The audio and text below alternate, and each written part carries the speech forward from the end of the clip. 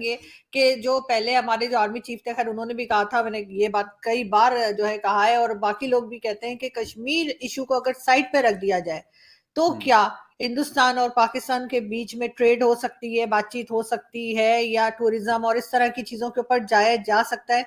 सबसे पहले याना आप बताइए, क्या ये पॉसिबल लगता है आपको? देखिए, ट्रेड डेफिनेटली आई थिंक कि ट्रेड होना चाहिए, बिकॉज इससे सबसे ज्यादा, मैंने हर एक शो में यही बात कही है कि सबसे ज्यादा फायदा अगर ट्रेड शुरू हो जाता है पाकिस्तान और इंडिया के बीच, सबसे ज्यादा फायदा कश्मीरियों को होगा। ओके, बिकॉज बहुत सारी पेरिशेबल गुड्स और ये सारी चीजें जो है ये it is easier for us to transport it to the POK side rather than the rest of India.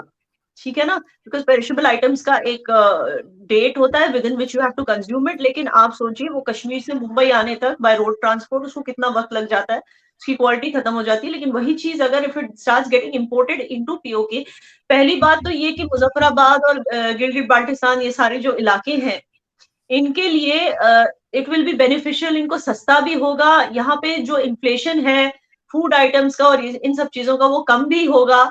So it is a plus point for both. And then Himachal area से we've got lot of factories, medicine factories in Himachal. वहां से अगर Pakistan medicine import करने लग जाए, जैसे कि आपको पता है there's acute shortage of medicines in Pakistan, तो आप सोचिए ना कि जो कॉस्ट ऑफ ट्रांसपोर्ट कितना कम हो जाएगा पाकिस्तान के लिए। It will become more lucrative to take medicine, to import medicine from India. बहुत सारी चीजें हैं।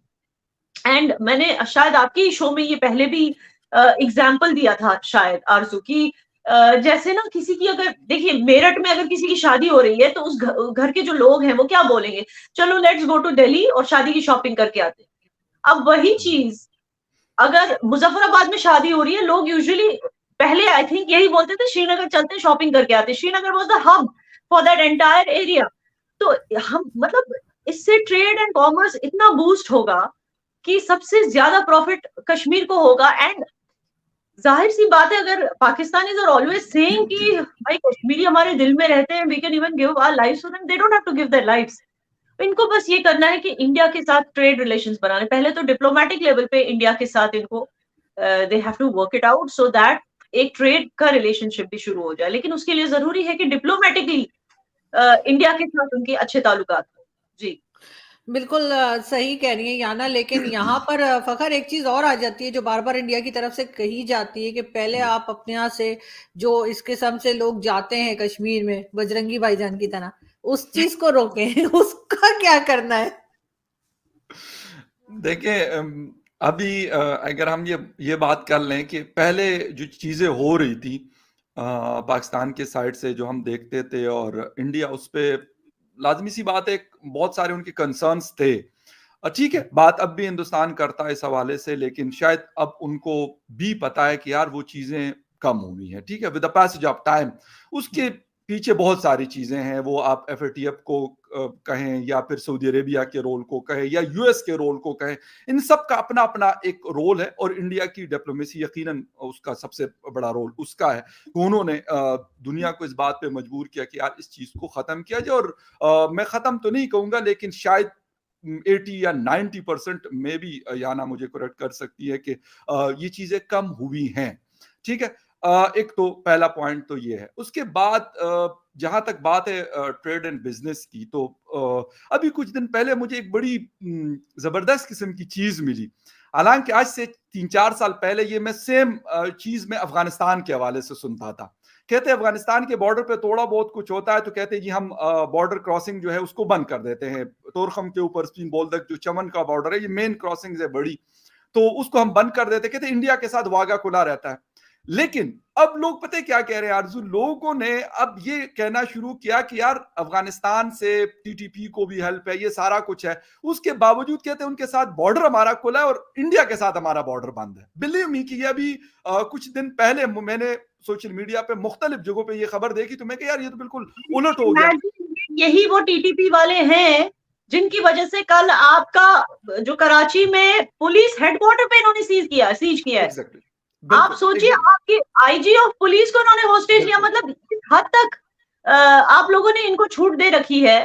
ठीक है, मैं ज्यादा नहीं बोलूंगी because Afghans are in good terms with India, I don't want to say much, but the fact is कि आपके जो आउटगोइंग प्राइम मिनिस्टर है, उन्होंने अपने लोगों से ज्यादा इनके बारे में सोचा, टीटीपी की फैमिलीज के बारे में सोचा, 40,000 टेररिस्ट के बारे में सोचा। आज उसकी हालत देखिए क्या हो रहा है। इनको सेटल करने के चक्कर में इन्होंने अपनी आवाम को इतनी मुश्किल में डाल दिया। कभी मॉस्क में बॉम्ब फट रहे हैं, कभी अपने जो स्टॉक मार्केट की जो बिल्डिंग है वहां पे बॉम्ब फट रहे हैं। मतलब आप यू हैव पुट आपने उन्होंने अपनी आवाम को इतनी तकलीफ में डाल दिया just because of vote bank appeasing बोलते हैं ना, लेकिन अपीज कौन हुआ? ये तो पासा ही उनका पलट हो गया, उल्टा पड़ मुझे गया। बल्कि अभी पहले फखर आप बात कंप्लीट कर लीजिए फिर मैं करती हूँ जी। अच्छा, तो मैं ये बात कर रहा हूँ कि ये चीज ऐसी है कि अब लोग बड़ा खुल के इस पे बोलते हैं। पहले होता था ना जी, इंडिया से हम क्या करेंगे, हालांकि इंडिया से ट्रेड हमारा आज से नहीं है, शायद बहुत पुराना है, मतलब जब से शायद हमारी पार्टीशन हुई उसके बाद से, और बड़े मुश्किल हालात में भी ट्रेड और बिजनेस हमारा चलता रहता था उनके साथ।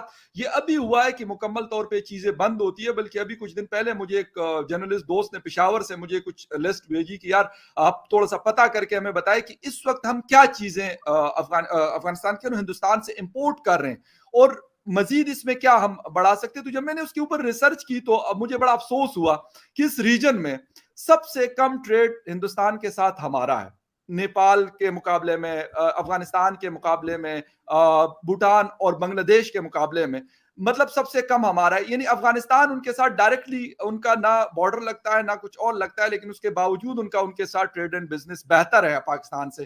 तो ये चीज इसलिए है कि हमने कभी इस तरफ सोचा नहीं, हम कुछ और एंगल्स पे सोचते थे और कुछ और चीजों में हम मसरूफ रहे हैं, जिसकी वजह से आज हम मेडिसिन हो, गाड़ियों के पार्ट्स हो या कुछ और चीजें हो। यकीन करें कि इस वक्त इतना बुरा हाल है कि आप वीकली, पहले लोग कहते हैं ना वेजिटेबल्स की प्राइसेस बढ़ती हैं, वीकली गाड़ियों की प्राइसेस पाकिस्तान में 5 लाख 7 लाख 8 लाख, यानी वो गाड़ी जो नॉर्मली 2 से 3 मिलियन में आपको अच्छी गाड़ी मिल जाती थी, अब उस गाड़ी की प्राइस जो है वो 9 मिलियन तक पहुंची है। क्यों पहुंची है? उसके पीछे ये सारे रीजंस हैं जिसके ऊपर हम अभी डिस्कशन कर रहे हैं।